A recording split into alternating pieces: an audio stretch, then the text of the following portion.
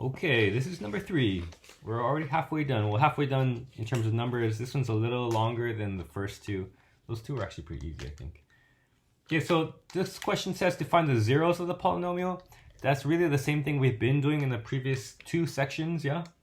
We're gonna approach it the same way. The only difference is in the end we're gonna pop out with some complex zeros at the end. All right, but first thing I observe is you see how these are all positive? So there's 0 sign changes, right? That means there are 0 positive roots. Or more specifically, 0 positive real roots. All right, if I was to put in a negative x, I would have a negative here. Negative here, I see right away I'm going to have some sign changes.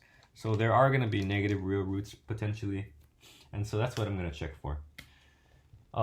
In this case, p is equal to 1 or 3, and q is equal to only 1, yeah? P is the things that divide 3, q are the things that divide 1. That means my possible rational roots, p's over q's, the things I usually write in red, I'm writing in blue for no particular reason. 1 plus or minus 1 or plus or minus 3. So those are the things I want to check. And like I just said, we know they're not positive, right? We know there's no positive roots. So I can just go ahead and check -1 and -3. Okay, so here's my synthetic division. The coefficients, 1, 3, 5, 3. I'm going to check -1 first. Bring the 1 down. That's 1. 1 times -1 is -1. 3 minus 1 is 2. 2 times -1 is -2. 5 minus 2 is 3. And 3 times -1 is -3. So add those together, I get 0. And that means I found my root first shot. Sweet. So I'm going to rewrite my new polynomial now. This is going to be x squared minus 2x plus 3. All right, so just like before, right? I mean, really, the process is exactly like the same as the last section we covered, which is 3.4 part 2. Just now I found my first 0 to be -1. And from here, I'm just going to use the quadratic equation. What's going to happen is I'm going to get complex zeros, but really it's the same process anyways. So x is equal to, using the quadratic formula, -b, which is +2, plus or minus the square root of b squared, which is -2 squared, minus 4ac, 4 times 1 times 3, all over 2a. Okay, that is equal to 2 plus or minus the square root of 4 minus 4 times 3 is 12, all over 2. Yeah, so you notice we have a negative number under the square root. That means we're just going to have a complex 0. No big deal.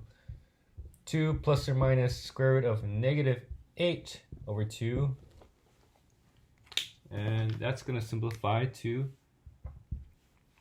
-8. That's equal to 4 times 2. -4 times 2, right? First thing is, since it's negative, that means I'm going to pull out an I. So this is going to be something times I. And -8 is 4 times 2, so square root of 4 is 2. And I have a square root of 2 left over inside. 2, that's a 2, not a z. Something nice happens here. 2 divides 2 here and here and here. So I can just cancel those out to be equal to 1. So it's going to be 1 plus or minus 1, or just don't need the 1, square root of 2i. Make sure your I is clearly outside of the square root, because this I is not underneath the square root bar, it's out to the side, yeah? So make sure that there's a clear distinction here. There should be like a line that separates the square root part from the I. Invisible line. Alright, that means if I have really 2 answers represented here, 1 plus the square root of 2 times I, and 1 minus the square root of 2 times I. So those are my other 2 zeros. -1, 1 plus the square root of 2i, and 1 minus the square root of 2 times I. That's it.